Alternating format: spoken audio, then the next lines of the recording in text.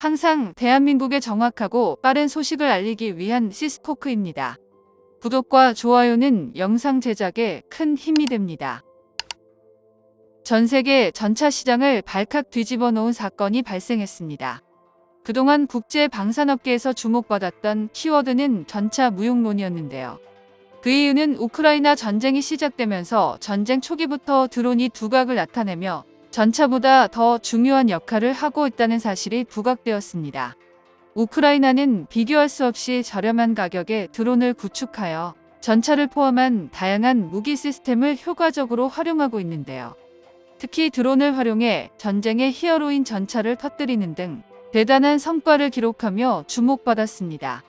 전쟁 초기에 드론과 더불어 휴대용 대전차 미사일이 러시아 전차에 대항하여 눈에 띄는 성과를 보였기 때문인데요. 특히 제블린 미사일은 러시아 전차를 효과적으로 사냥하는 데 기여하였습니다. 하지만 우크라이나가 서방으로부터 수백 대의 전차를 지원받아 러시아의 방어선을 돌파하는 데 성공하며 전차의 생존성과 화력은 여전히 뛰어나다는 점이 확인되었는데요. 이를 바탕으로 미국, 독일 등 전차를 잘 만들던 국가들은 다시 한번 미래 전차 개발에 움직임을 보이고 있습니다. 그런데 미래지향적인 5세대 전차를 이미 완성 단계에 있는 국가가 등장하자 모두들 멘붕에 빠졌는데요. 그 주인공은 바로 대한민국이었습니다. 오늘은 세계 전차 시장을 놀라게 한 K3 전차에 대해 알아보겠습니다. 한국이 원하는 전차는 바로 5세대 스텔스 전차 K3 흑표입니다. 대한민국이 진행하는 대규모 계획으로 K3 스텔스 전차 프로젝트 내용에 따르면 육군이 2030년 배치를 목표로 개발 중인 세계 최초의 스텔스 전차 130mm 전열 화학포를 장착한 무인 포탑 전차를 통칭하는 명칭인데요. 세계 최초로 한국산 전열 화학포를 채택해 전차의 주포에서 포탄을 발사할 시 마하 10 이상의 속도로 포탄이 순식간에 날아가 3.5세대 전차의 장갑 기준 1700mm 이상의 관통력을 보여주는 괴물같은 성능의 스텔스 형상을 갖춘 전차입니다. K3 스텔스 전차에 탑재되는 포신인 130mm 전열 화학포는 대한민국이 독자적으로 개발을 진행 중인 100% 한국산 주포로 알려져 있는데요. K3 흑표의 미사일 운용 능력 강화를 위해서 전차 후방에 대전차 미사일 발사대를 설치해 각종 미사일을 전차 뒤편에 효율적으로 적재하고 적군을 타격하기 위해 차체 후방 미사일 발사대 도입을 가속화하고 있습니다.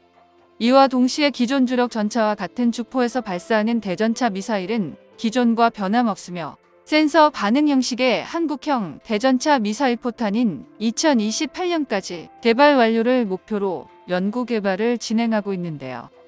우리나라가 지금이야 K방산으로 세계적으로 러브콜을 받으며 승승장구하고 있지만 과거에는 폴란드 전차에 밀려 수주전에서 패배한 적도 있었습니다.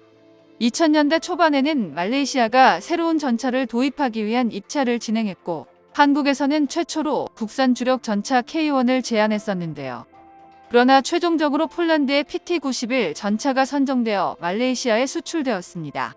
이때의 사건으로부터 한국의 국방산업은 성공과 실패를 번갈아 경험했는데 폴란드는 PT-91을 통해 뛰어난 성능을 갖춘 전차를 얻었고 한국은 K1의 수출 실패를 겪었습니다. 그러나 현재는 180도 상황이 뒤바뀌었는데요. 폴란드가 한국의 K2 전차를 도입하고 있으며 이는 한국의 국방산업이 세계적인 경쟁에서 강세를 보이고 있다는 것을 시사합니다. 특히 최근에는 폴란드가 독일의 방산 제품에 대한 의존도를 낮추고 한국의 무기를 도입하려는 움직임을 보이고 있는데요. 한국의 군사훈련이 폴란드에서 열리는 국제방위산업 전시회에서 큰 주목을 받았으며 폴란드가 한국의 무기를 지원 사격에 활용하고자 하는 의지도 드러나고 있습니다.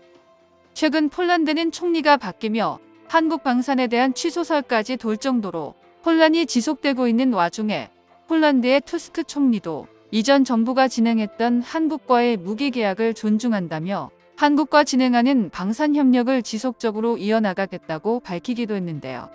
왜냐하면 독일에 대한 방산 신뢰도가 급격히 떨어지고 있기 때문입니다. 최근 루마니아를 비롯해 그리스까지도 독일산 방산 무기에 대한 의존에서 벗어나려 하고 있으며 한 발 더 나아가 한국과의 국방산업 협력을 모색하는 움직임을 보이고 있는데요. 그리스는 경제적으로도 회복하면서 독일에 대한 의존도를 낮추고자 하고 있습니다. 그리스는 미래를 대비하여 한국의 성능이 우수한 K2 흡표 전차를 도입하려는 계획을 세우고 있는데요. 이로써 한국의 국방산업은 동유럽뿐만 아니라 지중해 지역에서도 인정받는 수준으로 성장하고 있습니다. 그리스가 한국산 무기를 적극적으로 도입한다면 그리스와 튀르키예 간의 긴장 관계 역시 영향을 미칠 것으로 예상되며 한국의 국방산업이 국제적으로 더욱 강력한 위치를 확보할 것으로 기대되는데요. 한편 그리스와 오랜 낭숙으로 평가받는 튀르키예도 한국에 완전히 푹 빠져 있습니다. 지난 9월 폴란드에서 열린 국제방위산업 전시회에 참석한 S&T 다이내믹스는 터키 군사 전문지 디펜스 히어와의 인터뷰를 통해 한국형 파워팩을 소개하는 시간을 가졌는데요.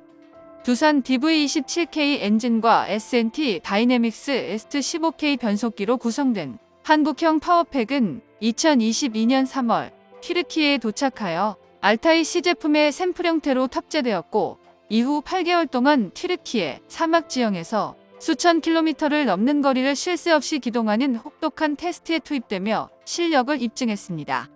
이 과정에서 한국형 파워팩은 테스트 도중 단 한 번도 고장나지 않았고 테스트 결과에 만족한 터키 정부는 일단 알타이 100대 분량의 파워팩을 주문했는데요. 이 수출이 사실 굉장한 의미를 갖고 있습니다.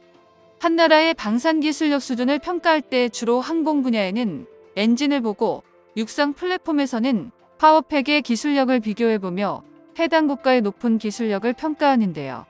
튀르키예 역시 본인들이 직접 파워팩을 개발하려고 했지만 기한 내에 완료되지 못할 가능성이 매우 크기 때문에 한국에게 도움을 요청했고 그 결과 성능에 매우 만족한 것입니다.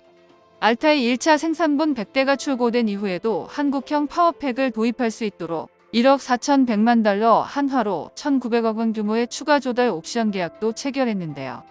국내 군사 전문가들은 최근 열린 154회 방위사업추진위원회에서 S&T 다이내믹스에 다시 기회를 주기로 결정한 배경에도 튀르키예의 사막 지형에서 가혹한 테스트를 단 한 번의 고장도 없이 무난하게 통과하여 튀르키예군의 수출을 성공했다는 사실이 매우 크게 작용했을 것으로 분석하고 있습니다. 전 세계를 통틀어 봐도 현재 대한민국만큼 우수한 품질의 무기 체계를 대량으로 생산해낼 수 있는 산업 구조를 갖춘 나라는 찾기 어려운데요. K2 흡표 전차의 생산량이 증가되어야 K3 흡표 전차 역시 바톤을 이어받아 전속력으로 달릴 수 있습니다. 세계 전차 시장을 K2 흡표가 장악하고 K3 개발 역시 잘 마무리되길 응원합니다. 정보가 도움되셨다면 구독과 좋아요 부탁드립니다. 이상 시스코크입니다.